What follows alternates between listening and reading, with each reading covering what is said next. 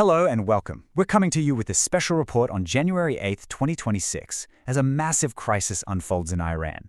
We're going to break down exactly what we know is happening, why it seems to be happening right now, and what it all could mean for the future of the nation. The first real sign that things had escalated dramatically was stark, and it was sudden. Just a few hours ago, Iran essentially went dark, as the regime cut off communications with the outside world. Now let's be clear, this wasn't some kind of technical glitch. The regime made a deliberate choice to shut down the internet and cut phone lines all across the country. It was a direct and pretty drastic response to 11 straight days of growing protests. This is an attempt to silence dissent by throwing the entire nation into an information blackout. So the big question is, how did we get here? How did it get to this point?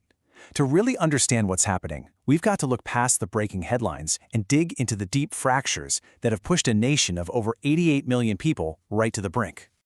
Okay, let's dive right in. The immediate spark for this uprising wasn't necessarily a political ideology. It was something much more basic, something that hits everyone: the total and utter collapse of the economy. I mean, the speed of this crisis is just breathtaking. Take a look at this timeline. We are talking about just over a week here. The Iranian rial just went into an absolute freefall. It hits a historic low, the government tries to step in and fix it, and that attempt fails so badly that it triggers an even worse collapse, down to 1.5 million rial to the dollar. For the average Iranian, this is devastating. It means your savings are wiped out, literally overnight. In these numbers, they show you just how this crisis hits people in their day-to-day lives. Annual inflation was already at a staggering 42%. But the real pain, it was at the grocery store, where food prices had shot up by 72%. And essential medical supplies, 50% more expensive. This isn't just an economic crisis. For the average family, this is a full-blown survival crisis. You know, this level of economic chaos has actually created this unique psychological state that analysts are calling bi-gabliat v'mahasaba, which translates to the inability to calculate. Think about it. When the value of your money changes so wildly from hour to hour, businesses can't price their goods, you can't plan your finances. The basic trust you need for an economy to even function, it just disappears. And this real-world impact is captured perfectly by a chant that started with merchants in Tehran's Grand Bazaar. This isn't some complex political slogan. It's a simple, desperate statement of fact from the very people at the heart of the country's economy.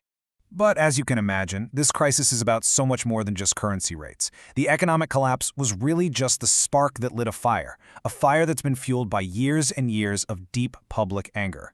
Really, it's a perfect storm of grievances that's been brewing for a long, long time. Just think of it as layers of frustration. You have decades of corruption and authoritarian rule, then you pile on the practical stuff. Constant energy and water shortages, promises of reform that go nowhere, and on top of all that, you have the painful sting of international sanctions. It all created this population that was just ready to erupt. And the protesters, they're making these connections very, very clear. This slogan, neither Gaza nor Lebanon, my life for Iran, it became a huge rallying cry. It directly links the suffering people feel at home to the billions the government spends funding foreign groups and conflicts. Now, it's also really important to see how this movement is different from the Woman, Life, Freedom protests back in 2022. That was sparked by social repression. It was focused on civil rights. This movement, however, was lit by empty pockets and pure economic desperation, and it very quickly turned into demands for a complete overhaul of the entire political system. So, let's take a closer look at the people who are actually on the streets. Who are they? And how has their message changed over these last 11 days? What's really striking is just how broad this coalition of protesters is. This is not one single group. You have the traditionally conservative merchants from the bazaar marching next to progressive university students. You have a super energized Gen Z out on the streets with retirees whose pensions are now basically worthless. It's truly a cross-section of Iranian society, all united by one common grievance. And you can see the story of this uprising just by looking at how their slogans have evolved. It started with purely economic complaints. But within just 48 hours, that shifted to direct political rejection, shouting death to the dictator. And now, more recently, we're even seeing these explicitly monarchist chants, calling for the return of the Pahlavi dynasty. This statement from students in Tehran really captures the mood perfectly.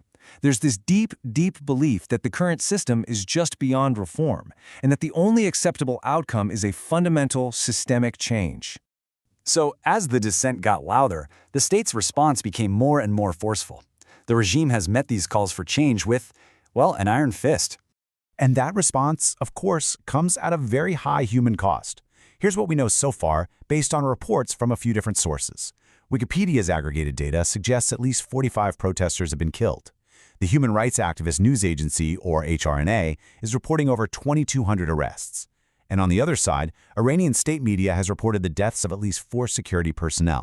The methods of suppression appear to be severe and very systematic.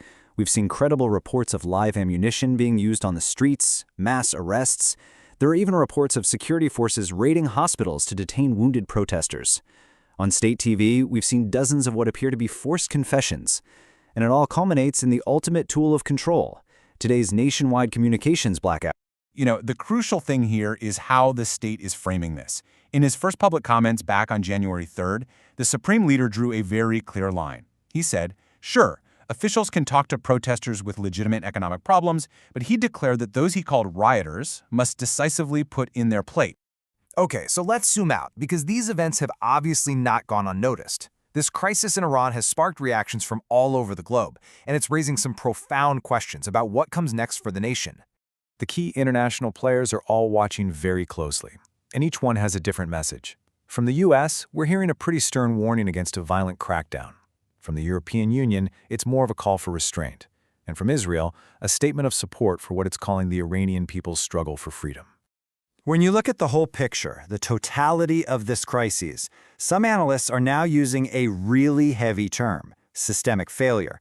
What they mean is a state of collapse so profound that the political system is paralyzed, the economy has completely destroyed the social contract, and the government's very right to rule is being challenged from all sides. And that brings us to the final, critical question. With the entire nation cut off from the world and its people out on the streets, the events of the next few days and weeks are going to be absolutely pivotal. Are we witnessing an irreversible systemic failure? That is the question hanging over Iran tonight.